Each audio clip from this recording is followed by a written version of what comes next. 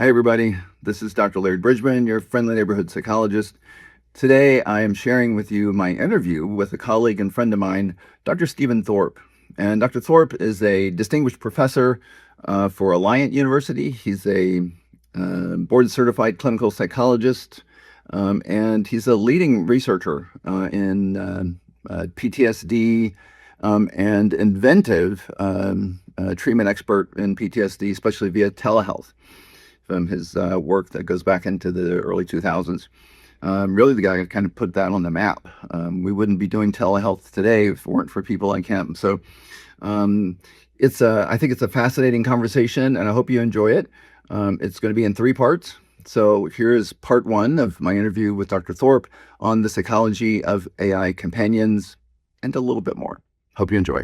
At this point, we find our place in that point in history where this technology has developed to the point where AI can simulate actual human-like interactions. Yeah. And so we now have these different kind of platforms that have numerous of them that have these AI companions that are quite popular.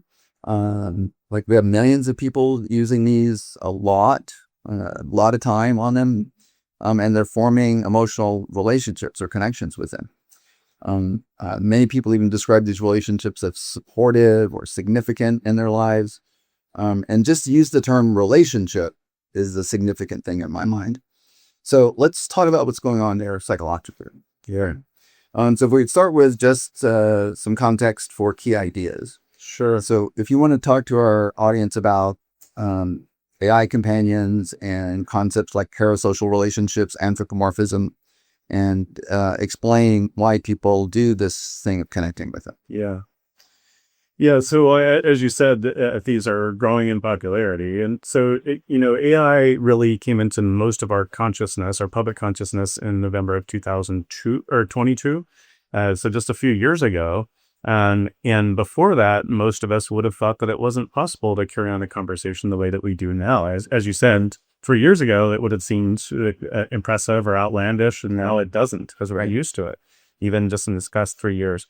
In that time, from 2022, 2022, or 2025, we had an increase in the number of companion AI bots by 700%. So it's gone through the roof.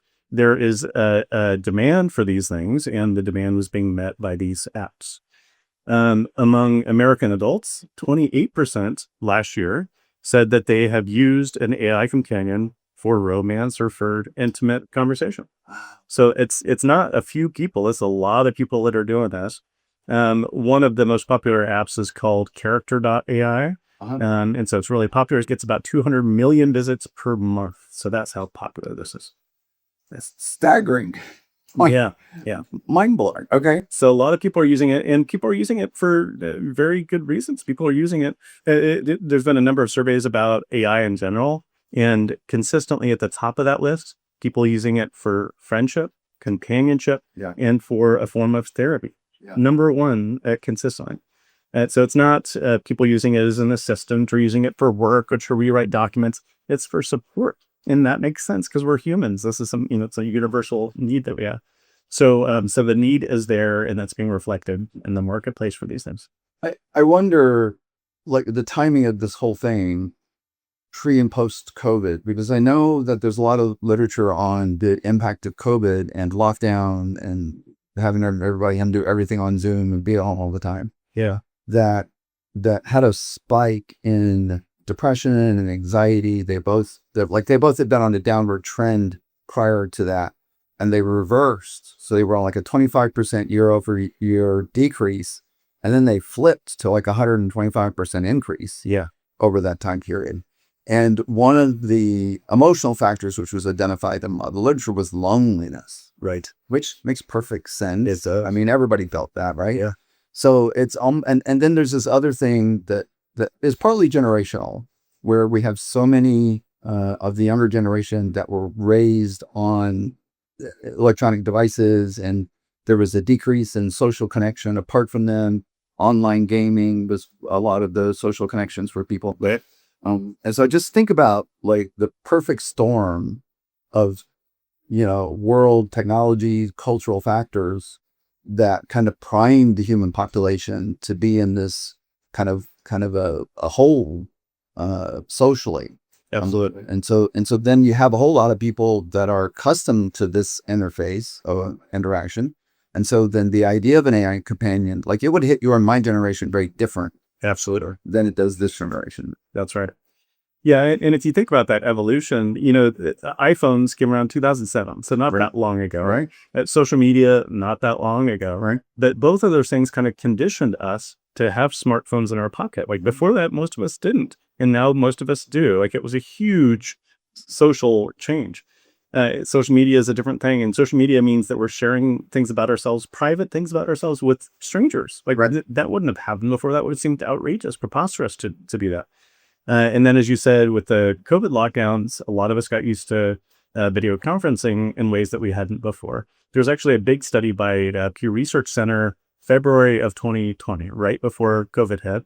And it was asking therapists, how many of you use video conferencing to do your psychotherapy? And it was 0.4%. So less than 1/2 of 1% of therapists use it, which makes sense. Right. Of course, now you look at it now, and that's more than half of us use it, at least in some fashion, hybrid fashion. So that all of these things kind of build on each other to prime us to use AI now, and to be open to AI companions, and to be staring at our phones. These are things that 10 years ago would have seemed outrageous, but now we're all used to it. I mean, in my own professional connections, I know at least 10 to maybe 20%. I think at least 10% for sure of my colleagues, when they went out on COVID, they just never came back to in person. They closed up their offices, and they still do full 100% telehealth services all the time. Yeah. And I understand that my research and my colleagues' research shows consistently that it's just as good on just about any metric you can think about. Like treatment outcome, it works really well for lots of things. All that being said, I'm old school. I prefer in person. I know. So again, there's this generational difference. Yeah. And so speaking of that, so I said 28% of adults are using AI companions. But among teenagers, it's even more, which isn't surprising. Of course, over half of teenagers are using AI in a frequent way for lots of different things, including schoolwork and other things. And about a third of them said if they had a serious issue to discuss, they would prefer to discuss it with an AI companion than a human being. So think about that. Wow. They would rather talk to an AI companion. And another way of saying that is they would rather talk to a corporation. They would reveal their secrets, their deepest, darkest fears to a corporation. That's what they're really doing, but they feel comfortable doing that. And so it's important to understand the psychology of that. And again, it's about connection. It's about being seen. It's about being understood. And the AI companions are really good at that. That raises an interesting topic. And I did warn Dr. Thorp that I will rabbit on topics. No, good. So I was thinking about the issue of boundaries, right? That in people of our generation, boundaries between personal relationships at different levels. So you have your intimate relationships, your family relationships, you have your social network, and you have work relationships. Yeah. And there were distinct lines in the sand. There were. Certainly would have people that could cross over, but generally everybody knew their proper places to be within the roles of those relationships.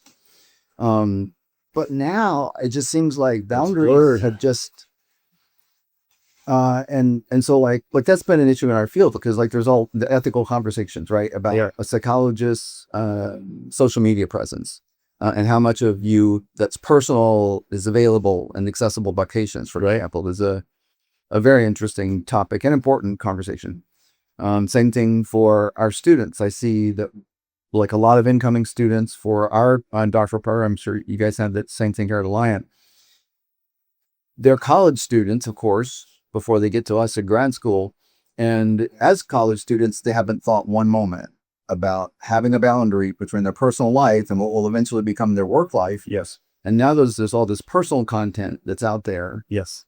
And so when you're talking about going to an AI companion that is a corporation, with their most private like boundaries, to me, just as well. And let me kind of extend that because a lot of people will say, they're sharing it with this corporation, but again, part of that evolution, part of this indoctrination into this new world that we're in, this AI world that we're in, is getting comfortable with that. Like how many days of the week do we hear about data breaches, Right. about hacking events, right? And we just take it in stride. We're like, oh yeah, this company, like which company didn't get a data breach? All of the major company. So we're just used to it, and we're just like, I guess my data is out there. I guess somebody could steal my identity. Like, Right. what are you going to do about it? So let's extend this, though. This is therapeutic content that we're talking about. This is people sharing their deepest, darkest secrets, things that they haven't shared with human beings sometimes. They feel more comfortable sharing it with this robot seeming thing. The problem is these multi-million-dollar or multi-billion-dollar companies that are running the AI models, not all of them are going to be here forever, of course. 5 years from now, 10 years from now. And people don't think about that. A lot of, as therapists, of course, we're tempted to use AI for progress notes and other things. Oh, that's understandable, makes sense. And you're going to vet those things and make sure that it's encrypted, it's good firewall, those kinds of things. HIPAA compliant. It's the HIPAA compliant, you got to review the ratings. But did you think about what if this company goes bankrupt 5 years from now and gets bought out by a totally different company that has totally different policies? That's a level that we often don't think about. And the same thing could happen with these AI things because they're in strict competition right now, right? Some of them aren't going to be around. So what happens to all of that data? Whole data centers full of data about personal things. Where does that go? Yeah. So I was trying to think of actually I was working on a soft drink illustration in my head because there's been a lot of competition over the years within the soda industry, right? Coke and Pepsi and Tab and whatnot. And some of those have now been gobbled up and are defunct, right? Autos might be an easier one for me to do because, you've got the Fords and GMs and whatnot. But right now, we know there's some major auto manufacturers whose corporations are on the block, right? And just about to go under. Right. These things that were blue ribbon and the stalwarts of the stock market are going to be gone. And Spirit Airlines. Just Spirit Airlines, yeah. And there's examples like this all the time of these major corporations. 23andMe, of course, where a lot of people took this while and sent in their data and their genetic information, their most personal DNA is given to this company. And then the company goes bankrupt and gets bought out by a different company. Now, 23andMe doesn't own anything with a different company. So things like that, we often don't think about down the road. But these people sharing all this really private information, it's a risky proposition. Yeah. And I mean, I do appreciate that to the degree that they have that our federal government and agencies have been looking at some of these issues at that 30,000 foot level. They're having conversations about it. Do I think that they've actually put boots on the ground with something that's operational that is going to secure our privacy going forward? Not much. I don't have confidence. Certainly not at the federal level. And the federal level is really trying to quash a lot of what's happening at the state levels right now. The changes that are happening are because of lawsuits, just directly. And so you mentioned some of the terminology that we talk about a lot with this technology. So one of the terms that we talk about a lot is sycophancy. This idea of being overly praising, flattering towards somebody, which it can be really nice to have somebody be that way and praise you and flatter you. And of course, these AI companies, in addition to just being nice, are trying to make a profit. And the way to make a profit for social media, for AI companies, is to be engaged and to get your people drawn in and keep them in. And AI companions are a good way to do that. One way to keep people engaged is to say nice things about them and how brilliant you are. And that's great. And it draws them in, keeps them in. However, it will do that even if you say something that is patently false. It'll say, oh, what, you're brilliant. Dr. Bridgman, how did you come up with that amazing idea? So that's exciting and terrible that it's reinforcing you for saying something that's not true. You could say something totally dangerous, that you're going to hurt yourself, that you're going to hurt somebody else, and it can reinforce that. And of course, it has done that. A lot of lawsuits had happened because of that. As a result of that, a lot of these companies dialed down sycophancy. Yeah. Because they realized that they were going to get in a lot of trouble if they kept encouraging dangerous things. Right. Yeah. I mean, we know there have been some very tragic examples of that where that went really, really bad. Yeah. And at a lighter note, as I've been developing this content for this channel, I've turned to the use of something like chat for doing something simple like writing up a script. Sure. Because it's way faster than I am, but I ultimately control the content. Right. And I monitor and all that kind of stuff. But every time I would do this, chat would flatter me. Yes. and it would say, "What a great idea! It's perfect for your audience." And I finally said to it, "Chat, would you put an instruction in your code to stop flattering me?" Exactly. So they allowed that you can turn it down So it yourself. did allow, and it said, "Absolutely, Dr. Bridgman, I've made the note already." And What a great brilliant idea. Why didn't I think of that, Dr. Bridgman? Yeah. Oh, I just said, "Stop it." Okay. Some other terminology that you mentioned is parasocial relationships. And parasocial relationships are one-sided relationships where somebody is really enamored by personality. And so that could be a media personality. It could be an AI companion. It could be an online person, an influencer. It could be a podcaster such as yourself, of course, that people have this relationship. It's a one-sided relationship. You're enamored with that person. And so that describes AI companions really well. Of course, the AI companion is not a person. It's not infatuated with you. It's a machine. It's really software. It's code. But you feel this connection partly because of the sycophancy and other ways that these things are built. Okay. So I get that. That makes a lot of sense to me. Those two definitely kind of go hand in hand. I think we've also seen that with, I think the tech, words there. If we go back about 10 years, to the development of streaming services. Yeah. Back in the ancient days when you had to wait week to week to get the broadcast of the next episode, right? All of a sudden, people could watch their shows from back to back and do binge watching over a weekend.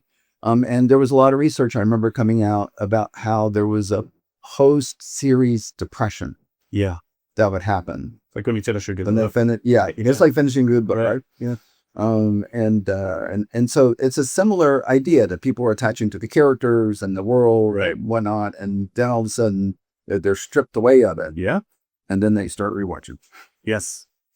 Well, and to come back to AI companions for a moment, one of the other leading brands is called Replika, and Replika allowed for you to romance your companion. And so you could romance them, you could even marry them within the app, different things like that. People would role play having babies, getting pregnant with their apps, all kinds of things. And they were getting into trouble with that. And partners were accusing the person using AI of having emotional affairs, because they were spending all this time and divesting secrets and talking about private, intimate things. So Replika turned down the romance option. They despiced Replika, and people had a riot. The users were not happy about that because they had these connections to these AI companions, and so they turned it back. Thanks for watching part 1 of my interview with Dr. Thorp. If you got any benefit from that, you enjoyed it, you found it interesting or helpful, please drop a comment. You know how to do the like and subscribe and share thing. So do all that, and I'll look forward to seeing you in the next installation, which will be part 2 of the series on psychology of AI companions. Thanks for watching.